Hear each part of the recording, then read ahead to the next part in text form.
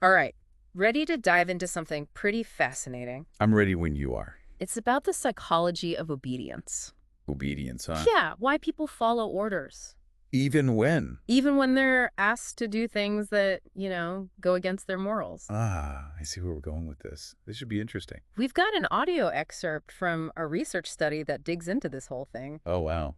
Using real research, huh? That's Take a cool. look. And it's not just some academic thing, by the way. Oh, This obedience thing, we encounter it every day. oh, yeah, At definitely. work, in groups, you name it. So understanding it can help us make better choices, like when to go with the flow and when to, push back. Exactly. So should we jump into the study? It's the Milgram experiment. Oh, the Milgram experiment. Yeah, I've heard of that. It's the one where people thought they were giving electric shocks, right? Yeah, that's the one. It was presented as this learning experiment. Oh, so the setup was like you had to give shocks to another person if they got an answer wrong. Uh-huh. The person getting the shocks was called the learner. And the shocks, they got stronger, right? With each wrong answer. Yeah, they did. And that's where things get kind of unsettling. Unsettling how? Well, a lot of the participants, they just kept giving the shocks. Even when they were like really strong. Even then, even when the learner was in obvious pain. Wait, so they were yelling or something? Yeah, yelling, protesting, then at some point, even going silent. They kept going even when they thought they might be hurting the other person. Seriously. Yeah, it's pretty disturbing, right? It is. Wow. Yeah. So Milgram, he was trying to figure out why people did this. Exactly. Why obey authority even when it clashes with, well, with your own sense of right and wrong? I'm guessing these participants weren't all just like cruel people, right? And not at all. It's way more complex than that.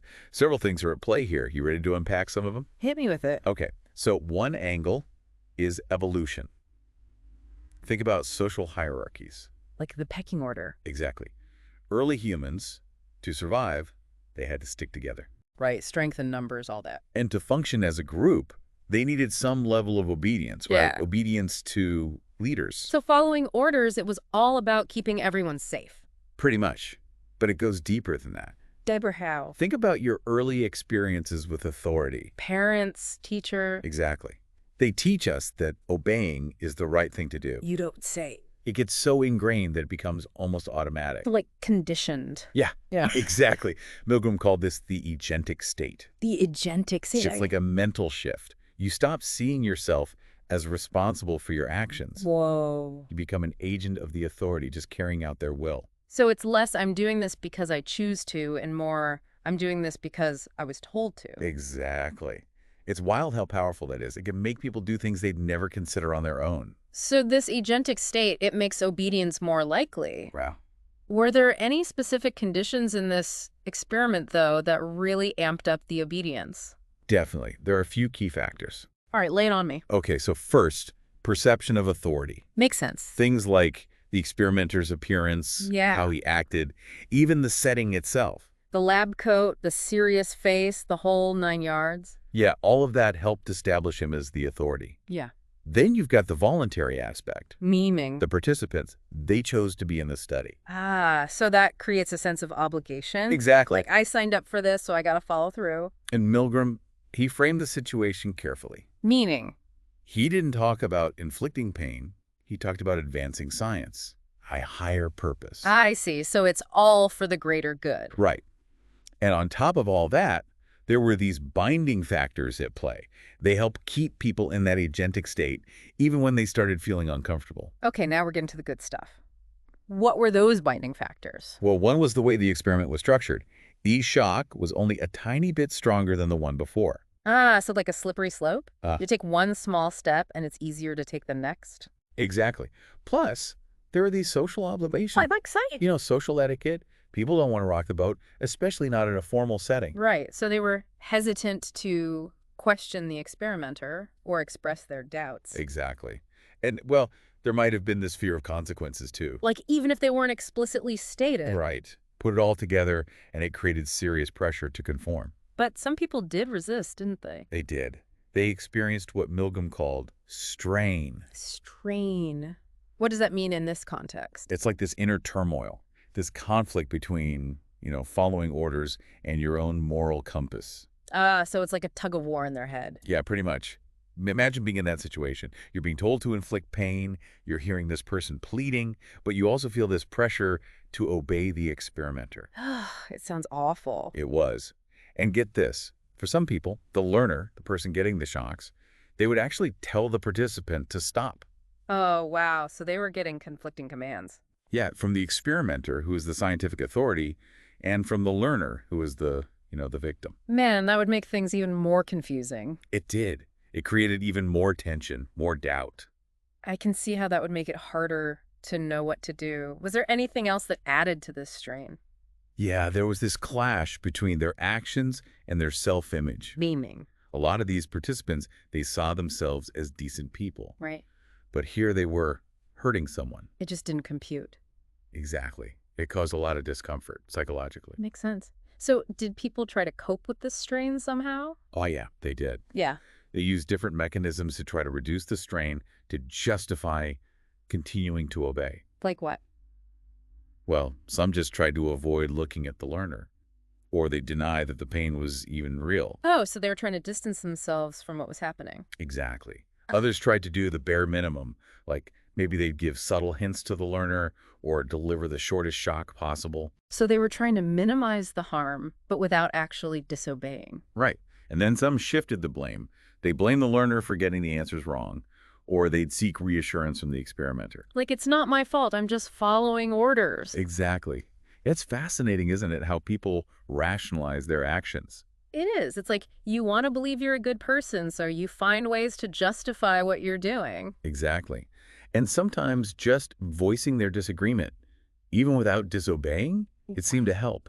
Ah, so it was like a pressure valve. Yeah, a way to express their discomfort, without directly challenging the authority. Makes sense. But what about the people who did actually disobey? What was different about them? That's a great question. It's really at the heart of all this. Those who disobeyed, they went through a tough process. It often started with this inner doubt, Okay. and that doubt would slowly become more external. They might start by voicing their concerns to the experimenter, but hesitantly. So they went from questioning things in their own heads to actually speaking up. Exactly. And for some, that would escalate. They might even threaten to stop. Wow. And finally, when nothing else worked, they would disobey. That must have taken a lot of courage. It did. It meant rejecting the experimenter's authority and taking full responsibility. It's inspiring, in a way. It is. It shows you that we do have a choice, Yeah. even in situations where we feel powerless. Yeah. So it wasn't just about blindly following orders. There were these internal struggles, these moments of resistance. Right. But let's go back to that agentic state for a second. Okay. It's really fascinating. It's like this shift in thinking where you no longer see yourself as responsible for your actions. Like you become a tool, almost. Yeah, an instrument carrying out someone else's will, Hmm. not acting as an individual, but as an agent of authority. So instead of thinking, I'm shocking this person because I'm choosing to, it's more like, I'm shocking this person because the experimenter told me to. Exactly. And that subtle change, it can make a huge difference in how we act. I bet. So it's not just about this one experiment, this agentic state. It can happen anywhere. Oh, yeah. Think about work. When your boss asks you to do something you don't agree with, Oh, yeah, totally. or in a social group, going along with the crowd, even if you have doubts. I've definitely been there. Right. It's worth thinking about. Have there been times when you said yes, even though it didn't feel quite right? Yeah, probably. Maybe you were slipping into that agentic state without even realizing it. Interesting.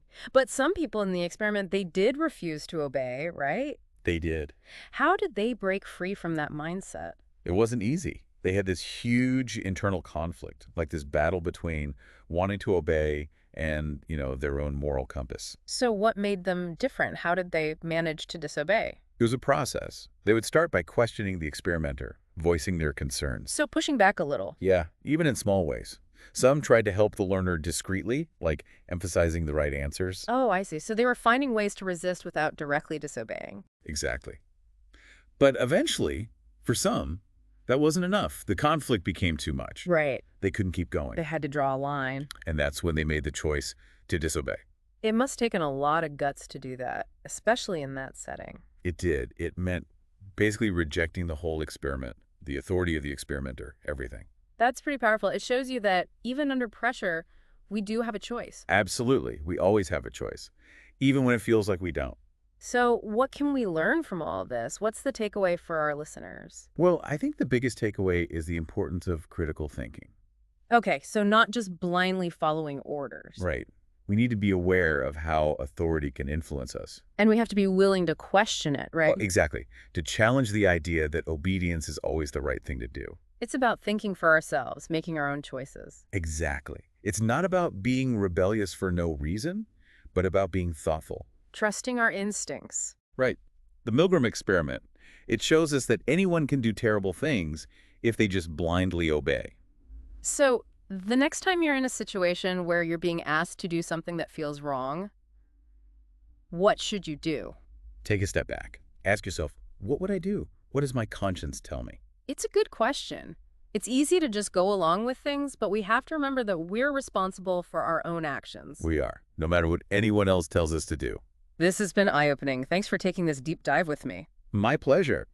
Always happy to explore these fascinating corners of human psychology. And really makes you think, about the power of our conscience. It does. So those who disobeyed, they were really tuned in to that inner voice, even when it meant going against the authority. Exactly. They took ownership of their choices, even though it meant, acknowledging their role in potentially causing harm. Which probably wasn't easy. Not at all. Think about it. They were going against the experimenter, the whole setup. They had to deal with some heavy stuff, guilt, anxiety, even though they knew deep down they did the right thing. Right. So it's not like disobedience was a walk in the park. There were consequences. Oh, yeah. It's like they were breaking a social contract. There was this lingering sense of, having done something wrong. Even though they hadn't. It's wild how powerful social norms are. They really are. But, this whole thing about obedience, there are actually some different interpretations of the Milgram experiment. Really? Like what? Well, some researchers, they think it wasn't just about obedience to authority. What else could it be? Aggression. Aggression. You mean like they actually enjoyed hurting the learner? Not necessarily enjoying it, but maybe they saw it as a chance to, let out some aggression. I guess I could see that. The experiment, it gave them this context where aggression was okay, even encouraged in a way. Because it was all in the name of science. Right. So maybe it's a mix of things, obedience and aggression. Like following orders, but also kind of getting off on punishing the learner. Possibly. But there are some pretty strong arguments against this whole aggression theory. Oh, really? Like what? Well, think about it. When the participants could choose any shock level they wanted, without being told what to do, Yeah. they almost always chose the lowest ones. So if they were all about aggression, you'd think they'd go for the highest shock, right? Exactly. It suggests that in the original setup, their actions were more about following orders than about being aggressive. Okay, that makes sense. Anything else that challenges this aggression idea? There have been other studies where researchers, they intentionally frustrated the participants, made them angry. To see if it made them more likely to give those shocks. Exactly. But guess what? The aggression levels, they barely went up. Interesting. So it seems like something else was going on in Milgram's experiment. Yeah. Something way more powerful than just basic aggression. So if it wasn't mainly about aggression, what was it? What made Milgram's experiment so different? It all comes back to the relationship with authority. Remember that agentic state we talked about? Where people see themselves as just tools carrying out someone else's will. Exactly. That's what made Milgram's findings so important. Because it showed that this kind of blind obedience, it can happen anywhere. Right. It's not about the specific actions. It's about the social dynamics, the psychology of authority. Which means it can happen in any hierarchy. Exactly. Whether it's soldiers following orders or employees obeying their bosses, the same principles apply. But of course, not everyone buys into the whole Milgram thing. What do you mean? Well, some people say it's just a lab study. Right. So it's not real life. Exactly. They say you can't really apply the findings to the real world. It's easy to sit back and say, oh, I would never do that, when you're not actually in that situation. Right. It's easy to distance ourselves from it. But the truth is, every social situation, it has its own quirks. So how do we make sense of it all? The key is to look for those underlying principles, the things that hold true across different situations. So even though the Milgram experiment was done in a lab, it tells us something about how we react to authority in general. Exactly. And it's not just theoretical. There are tons of real-world examples. Like what? Think about Nazi Germany. A lot of the soldiers who committed atrocities, They weren't necessarily evil people, It's easy to just label them as monsters, but... but they were caught in this web of authority. They were following orders. And it wasn't just them, right? It happens in other contexts, too. Oh, absolutely. Yeah. Corporate scandals, for instance. Employees go along with unethical stuff because they're afraid to speak up, afraid to disobey their superiors. It's scary how easily it can happen. You think you'd act differently, but...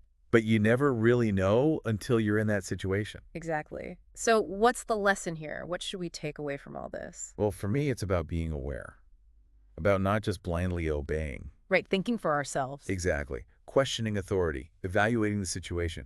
And ultimately, taking responsibility for our own actions.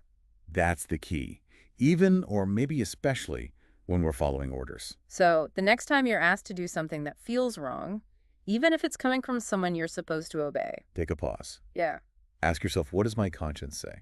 Because in the end, we all have to live with our choices. We do, and nobody else can make those choices for us. This has been a real eye-opener. Thanks for guiding us through this deep dive. You got it. Always Yep. happy to chat about this stuff. It's important, understanding how our minds work. It is.